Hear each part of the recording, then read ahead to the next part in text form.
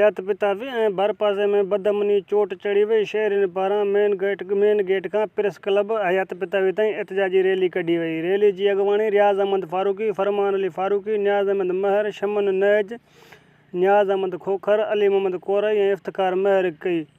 ऐं उन्हनि अॻुवाणनि मीडिया सां ॻाल्हाईंदे चयो त गुज़िरियल ॾींहुं शहर हयात पितावी जी मंदर गलीअ मां शहरी रियाज़ अहमद फारूकी जी चाबी चोर सीडी मोटरसाइकिल काहे विया आहिनि ऐं अहिड़ी तरह हयात पितावी ऐं भरपासे जा शहरी रहवासी जाॻी रातियूं गुज़ारण ते मजबूर आहिनि। उन्हनि वधीक चयो त जॾहिं खां राशी चौकी इंचार्ज कलंदर बख़्श महर मुक़ररु थियो आहे त हर आए ॾींहुं मोटरसाइकिल चोरी, सोलर प्लेटूं ऐं ॿियूं चोरियूं रोज़ जो मामूल बणिजी वियूं आहिनि ऐं शहरी गैर महफ़ूज़ बणिजी विया आहिनि। शहर में क्रिकेट, बुकी ऐं ताश, जुआ जूं टिकरियूं, कचो शराब ऐं ॿियूं समाजी बुरायूं अरूज ते पहुची वियूं आहिनि। शहरियुनि सियासी समाजी अॻुवाणियुनि SSP घोटकी तनवीर तुंजो खां मुतालबो कंदे चयो त राशी चौकी इंचार्ज कलंदर बख़्श महर खे हटाए हिकु ईमानदार चौकी इंचार्ज मुक़ररु करे शहर में हलंदड़ समाजी बुरायुनि खे बंदि कराए शहर जूं थियल चोरियूं रिकवर करायूं वञनि। इशफाक़ कोरई, इबरत न्यूज़, मीरपुर माथेलो।